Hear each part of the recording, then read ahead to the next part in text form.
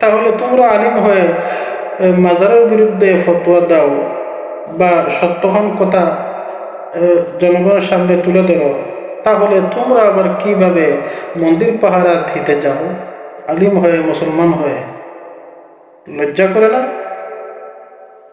আলাইকুম রহমতুল্লাহ। প্রিয় দেশবাসী, আশা করি সবাই ভালো আছেন। আলহামদুলিল্লাহ।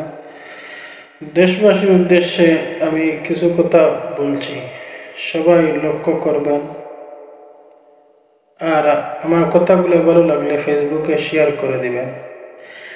দেখেন, হিন্দুদের পূজা চলে এসেছে, হিন্দুদের পূজা।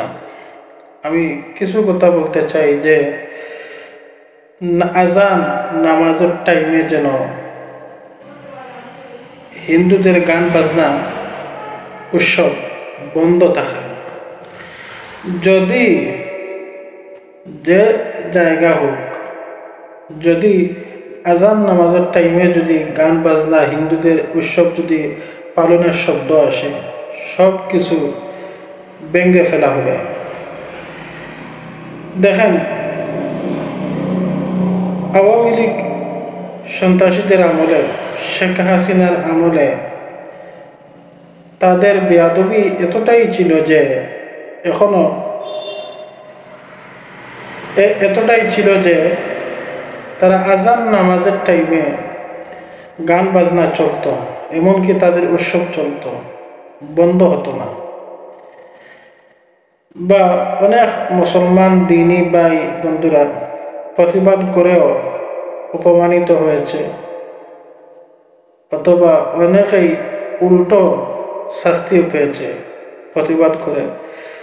প্রতিবাদের মূল্য দেয়নি আওয়ামী লীগ সন্ত্রাসীদের সরকারে।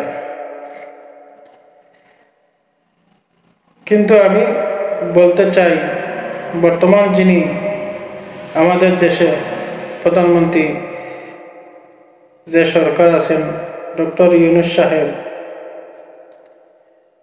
যিনি আছেন, আশা করি ওনার নেতৃত্বে ভালোই চলবে ইনশাল্লাহ।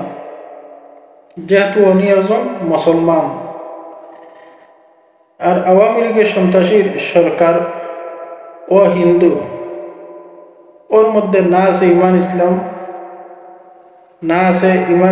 না আছে কোনো কিছু। ও কি বুঝবে? তাই আপনি অবশ্যই একজন মুসলমান মানুষ,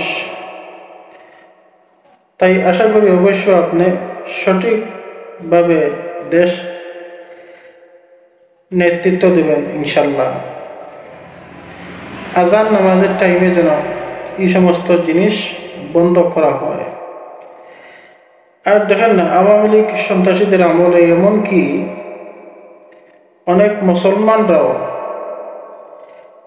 মুসলমানরাও গিয়ে মূর্তি পাহারা দিয়েছিল এই আনসার সেজে। দেখেন, একজন মুসলমান হয়ে হিন্দুদের মূর্তি পাহারা দিয়ে চাকরি করে টাকা এনে খাওয়া নয়, নজিস খাওয়ার সমতুল্য। আর দেখেন, হিন্দুদের রয়েছে মন্দির, আর আমাদের কিছু মুসলমান সুন্নিরা রয়েছে, তাদের মাজার আর মন্দির বেশ কম নেই। এটা তো যেমনি শিরিক হয়, মাজারও তেমনি ভাবে শিরিক হয়।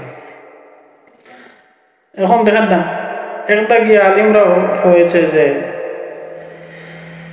মাজারের বিরুদ্ধে ফতোয়া দেয় বা শিরিক বা সত্য কথা তুলে ধরে। আবার দেখা যায় যে আবার মন্দিরও তারা পাহারাও দেয়। তাহলে তোমরা আলিম হয়ে মাজারের বিরুদ্ধে ফতোয়া দাও বা সত্যখান কথা জনগণের সামনে তুলে ধরো, তাহলে তোমরা আবার কিভাবে মন্দির পাহারা দিতে যাও আলিম হয়ে, মুসলমান হয়ে? লজ্জা করে না? শিরিক থেকে এই দেশ, এই জাতিকে আগে বাঁচাতে হবে। হিন্দুদের, খ্রিস্টানদের, বিধর্মীদের দালালি আগে বন্ধ করতে হবে। এই দেশ উন্নত করতে হলে, এই দেশ ইসলামিক রাষ্ট্র করতে হলে হিন্দুদের দালালি আগে বন্ধ করতে হবে। এখন আমরা এই যুগের কিছু মুসলমানরা নিজেই ফতোয়া দিতেছি, আবার নিজেই হিন্দু খ্রিস্টানদের দালালি করতেছি। আল্লাহ মাফ করুক। যাই হোক, অনেক কথা বলে ফেললাম। সবাই ভালো থাকেন, সুস্থ থাকেন। আসসালামু আলাইকুম।